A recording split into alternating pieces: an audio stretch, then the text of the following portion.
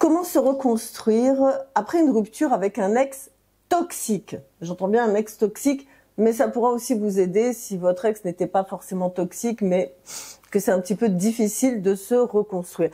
C'est normal d'avoir des doutes, c'est normal d'avoir des incertitudes, c'est normal de se sentir perdu, vraiment. Mais moi, je suis là pour vous accompagner sur ce chemin de guérison. Alors, dans cette vidéo, je vais répondre à des questions que mes clientes m'ont posées sur ce sujet. Comment je fais voilà, j'ai eu une rupture, etc. Je vais prendre le temps de répondre une par une à ces questions. Alors, si la vidéo est trop longue, je la couperai en deux parties pour que vraiment vous vous sentiez soutenu et que vous puissiez vraiment comprendre ce que vous êtes en train de vivre. Et si c'est la première fois que vous débarquez sur ma chaîne, bienvenue. Moi, je m'appelle Denise Meyel, je suis coach thérapeute. Je suis spécialisée dans la gestion des émotions. Et depuis plus de 24 ans, j'ai accompagné des centaines, voire je pense des milliers de personnes à retrouver la confiance en elles, à s'affirmer. Et notamment des femmes qui, comme vous peut-être, ont vécu des relations toxiques, ont eu des violences conjugales. Et dans cette première vidéo sur ce sujet très important, je vais vous guider pour répondre à toutes les questions que vous vous posez sur votre parcours de reconstruction. Si vous voulez aller plus loin, je vous invite à télécharger gratuitement mon guide gratuit « Suis-je dans une relation saine ou toxique ?» Vous verrez, ça va répondre à plein de questions. Vous allez avoir aussi des numéros de téléphone pour appeler des associations, etc. Ça va mieux vous aider à comprendre si vous êtes dans une relation saine, équilibrée, ou alors si vous êtes vraiment dans une relation toxique, ou si vous l'avez été. D'accord? Alors, on commence de suite, j'ai envie de dire, ce chemin de guérison. Première question. Comment savoir si j'étais vraiment dans une relation toxique, si c'est juste moi qui exagère? Très important. Alors, se poser déjà la question de la toxicité dans une relation, c'est un signe qui est important. Parce que souvent, les personnes qui vivent des relations difficiles, toxiques, elles se mettent à douter de leur propre ressenti, à minimiser leur souffrance, surtout si pendant la relation, ils ont entendu des reproches, des critiques de leur partenaire. Donc, c'est très important de prendre le temps de regarder objectivement la relation sans vous juger, mais non plus en minimisant ce que vous avez vécu. En fait, tout simplement parce qu'une relation toxique, ça se caractérise par un schéma qui est répétitif, des comportements qui vont générer de la douleur, de l'insécurité, un manque de respect. Vous allez dire ah, ça va pas, je suis pas bien, je suis pas bien, je suis pas bien. C'est des comportements qui peuvent inclure le contrôle, la manipulation émotionnelle, les critiques constantes, constamment, le manque de considération sur pour vos besoins et sur vos limites. Alors, pour chaque question, je vais vous donner un exemple d'une de mes clientes, puisque j'ai recueilli toutes ces questions à travers mes clientes. Donc, à chaque fois, je vais vous donner un exemple d'une de mes clientes. Le prénom, évidemment, vous vous en doutez, je l'ai changé. Et en plus de l'exemple, je vous donnerai un conseil et un petit exercice, parce que moi, dans mon approche thérapeutique, à chaque fois que je fais une consultation en coaching, je propose un petit exercice pour vous permettre justement de progresser, d'avancer, de vous libérer et de vous reconstruire émotionnellement, psychologiquement, physiquement, à tous les niveaux. C'est vraiment holistique. Alors, ce premier exemple, c'est qui? Il s'agit de Marie. Marie, c'est une cliente. Elle doutait constamment de son ressenti. Elle se disait, mon partenaire, il m'accuse d'être trop sensible, comme si elle exagérait, mais en revisitant, si vous voulez, les moments clés de leur relation, elle a reconnu des schémas répétitifs qui la rendaient malheureuse, qui l'épuisaient émotionnellement. Par exemple, l'indifférence de son partenaire. Dès qu'elle avait des sentiments, des émotions, ils s'en fichaient. Le fait qu'il lui faisait tout le temps des reproches, tout le temps sur ce qu'elle faisait. Donc là, elle s'est rendue compte que oui, il y avait vraiment une relation toxique. Donc le conseil, demandez-vous comment vous vous sentiez dans la majorité des cas dans cette relation. Est-ce que vous vous sentiez souvent anxieuse, dévalorisée, dans le doute, dans la peur? Est-ce que vous aviez vraiment le sentiment que votre bien-être était respecté? Parce que je veux vous dire une chose, une relation saine, elle vous apporte un sentiment de sécurité, un sentiment de respect, de considération, de bien-être. si ces éléments-là, ils manquent dans la relation et qu'il y a du contrôle, de la manipulation, bah, c'est que vous étiez dans une relation toxique, tout simplement. Petit exercice, notez dans un cahier, dans un carnet, hein, les comportements ou les situations qui vous ont fait vous sentir mal ou en insécurité dans cette relation. Dès que vous vous en rappelez, hop, vous notez. Vous pouvez vous demander, ou vous demander à une amie, est-ce que j'exagère? D'accord? Si ça arrivait à une de mes amies, est-ce que cette situation-là, je dirais, oh, j'exagère, ou je dirais, bah non, là, le gars, il est pas sympa, quoi. Il est toxique, il s'en fiche, il prend pas soin de sa partenaire, d'accord? Parce que quand on est en couple, c'est quoi le plus important? C'est quoi? C'est l'amour, c'est le partage. Alors, deuxième question qu'on m'a posée des milliers de fois. Pourquoi est-ce que je me sens aussi attachée à lui, même s'il m'a fait souffrir? Je suis plus avec lui, mais j'y pense tout le temps. Et c'est naturel, c'est vraiment naturel de se sentir encore attaché, même après des souffrances. Parce que quand on vit dans une relation qui est marquée par des hauts, par des bas, par des moments un peu de douceur qui succèdent les conflits, il y a une forme de lien intense et complexe qui se crée, ok? On a l'impression que malgré tout, on est profondément connecté à cette personne. Et en fait, c'est souvent dû au fait que chaque réconciliation nous fait espérer que la relation pourrait enfin être celle qu'on rêvait. Hein. On est dans l'espoir tout le temps, qui est un petit peu une illusion. Et ce lien va se manifester, va vivre en fait à l'intérieur de vous comme une forme d'addiction émotionnelle. Votre esprit est resté aux instants fugaces de bonheur, de lune de miel, de rapprochement, et vous avez tendance à oublier, à minimiser la souffrance et à chaque fois vous espérez. En plus, ce type de relation, on a souvent été poussé à croire que l'autre dépend de nous, qu'on va le sauver, que non, mais là, cette fois, c'est la bonne, etc., qu'on a le devoir de rester, de ne pas lâcher prise.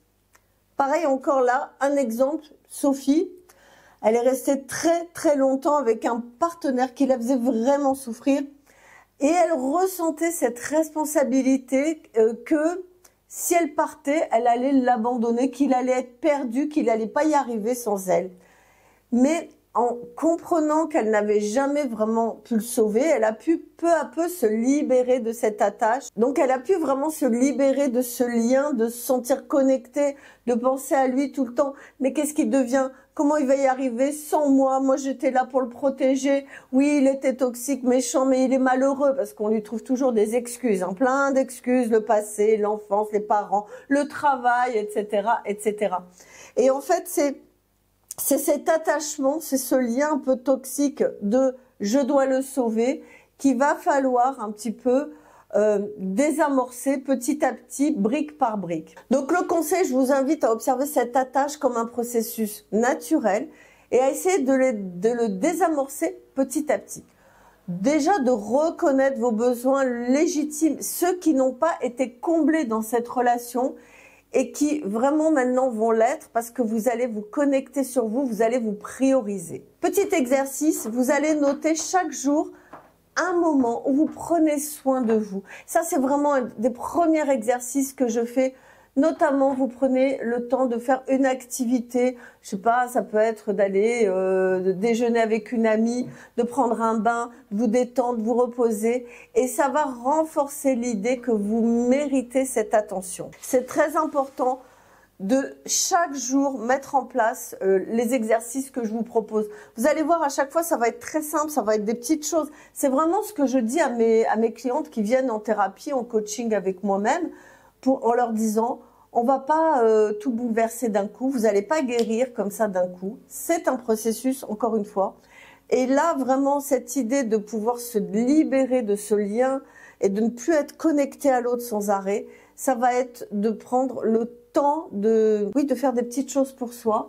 Et ça va vous aider surtout à vous libérer d'une chose qui est très importante, c'est la culpabilité. Quand on rompt avec une personne et qu'on a eu des liens toxiques et qu'on a été attaché, surtout si ça a été sur de longues périodes. Moi, j'ai des personnes qui ont quitté leur conjoint, ça faisait 10 ans, 15 ans, 20 ans.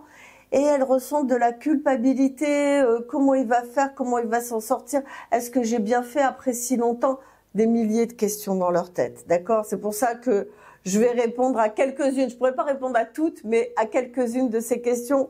Et j'ai pris, il me semble, les plus importantes. Donc, le fait de porter son attention sur soi, de se prioriser, ça va permettre déjà de prendre de la distance vraiment émotionnelle et de pas être tout le temps en train de penser à l'autre et de se connecter à soi. Ça permet de se prioriser, de penser à soi et de se libérer doucement, doucement de ce lien et surtout, surtout, surtout de se libérer de ce sentiment qui est douloureux, qui est la culpabilité. Ok? Donc, vous faites ces petits exercices. Tous les jours, je fais quelque chose pour moi, pour me faire du bien, pour me mettre en valeur. Troisième question qu'on me pose des centaines et des centaines de fois. Est-ce que c'est normal d'avoir encore de la colère envers moi-même et lui, envers moi-même, et même de la haine envers lui? Oui, c'est normal. C'est parfaitement normal. La colère, c'est une réaction saine, naturelle. C'est une réponse à ce sentiment de trahison, de perte, d'injustice. Elle surgit souvent à un moment, c'est-à-dire quand on fait un deuil. Et la rupture, c'est un deuil. C'est la rupture, c'est déstabilisant. Et cette colère, elle est dirigée à la fois contre l'autre, mon ex qui m'a fait souffrir, pour ce qu'il m'a fait vivre, et contre vous-même, pour avoir accepté cette souffrance, pour ne pas être parti plus tôt, pour pas avoir vu les signes. Il y a beaucoup, beaucoup de mes clientes qui sont en colère contre elles-mêmes, mais j'aurais dû le savoir, etc. C'est une étape normale dans la guérison et elle peut même être libératrice quand elle est bien accueillie, car elle va vous aider à mettre en lumière les limites que vous n'aurez plus envie de franchir. Vous direz là, c'est stop. Petit exemple, Camille. C'est une de mes clientes et elle ressentait alors une colère, je vous dis pas, au niveau 10. Elle s'en voulait de ne pas avoir écouté son intuition. Et on a travaillé ensemble, on a exploré cette colère. Et en fait, cette colère, on a trouvé qu'il y avait énormément de force là-dedans. Parce que cette colère, elle lui montrait ce qu'elle ne voulait plus accepter, ce dont elle était capable maintenant de se protéger.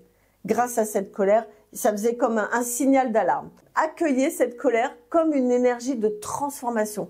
Elle vous rappelle vos besoins, vos valeurs. Elle peut vous aider vraiment à poser vos limites. Petit exercice, essayez d'écrire une lettre où vous exprimez cette colère sans retenue. Allez-y, lâchez-vous. Mettez-y toutes les frustrations, tout ce que vous auriez aimé dire, mais qui restait bloqué. Ne vous censurez pas, elle est pour vous cette lettre. Hein. Elle peut être adressée à votre conjoint ou à vous-même ou aux deux. Elle n'a pas vocation d'être envoyée. C'est un moyen de libérer cette charge émotionnelle. Après, vous pouvez même la brûler. D'accord? Ça vous fera du bien. Comment puis-je apprendre à faire confiance à nouveau? Ça, c'est très, très difficile parce que on a ressenti tellement de doutes sur ses propres capacités à prendre des décisions, à voir les choses de façon claire. On a investi beaucoup d'énergie à essayer de comprendre son partenaire. On doute de soi-même.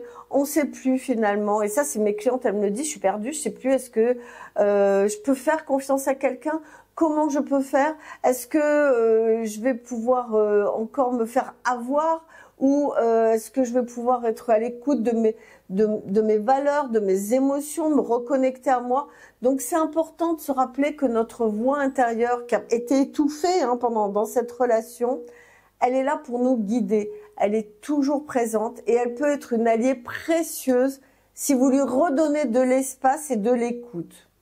Encore une fois, je vais vous donner un exemple avec une cliente. On va reprendre Marie. Elle doutait constamment de ses propres décisions après la rupture. Elle savait plus. Elle avait l'impression de plus savoir qui elle était. Donc, en réapprenant à se faire confiance, à faire confiance à ses choix, à ses intuitions, on travaille beaucoup sur la connexion à soi et à l'émotion. Elle a réalisé qu'elle pouvait compter sur elle-même pour avancer, pour se faire confiance. Donc, petit conseil, accordez-vous le droit de prendre des petites décisions quotidiennes sans tout remettre en question. Et chaque fois que vous faites un choix, aussi petit soit-il, c'est une façon de renforcer votre confiance en vous. Donc, vous notez chaque jour la petite décision que vous avez prise. Bah, tiens, j'ai été acheter cette robe dans le magasin. Bah, ok, j'ai été chez le coiffeur, j'ai accepté de faire ça. J'ai pris une décision dans mon travail, etc. Et vous pouvez vous dire, bah, aujourd'hui, j'ai choisi de prendre du temps pour moi et de faire un choix, de décider qu'est-ce que je veux faire et qu'est-ce que je veux pas faire. Ça va vous aider à valoriser vos choix et à reconstruire cette confiance step by step. Voilà, là c'est les questions qu'on m'a principalement posées. Je vais faire une deuxième vidéo où je répondrai à d'autres questions parce que je veux pas que la vidéo soit trop longue, comme ça vous pouvez la voir rapidement. Et pensez à télécharger le guide vraiment pour vous permettre de savoir si vous êtes dans une relation saine ou complexe. Et si vous voulez prendre rendez-vous avec moi pour faire un coaching, que ce soit un coaching de groupe, un coaching one-to-one, n'hésitez pas, vous avez le lien sous la vidéo pour prendre rendez-vous avec moi. On se retrouve rapidement, je mets la vidéo la prochaine dans 2-3 jours, ce sera très rapide. Et puis, n'hésitez pas à réécouter ce que je vous dis, à lire le guide, pour vous permettre de déjà commencer à travailler sur vous-même, pour ne plus vous sentir perdu comme vous l'êtes après cette rupture. Ok ? On se retrouve très vite dans la prochaine vidéo. Merci de votre confiance, à bientôt. Ciao.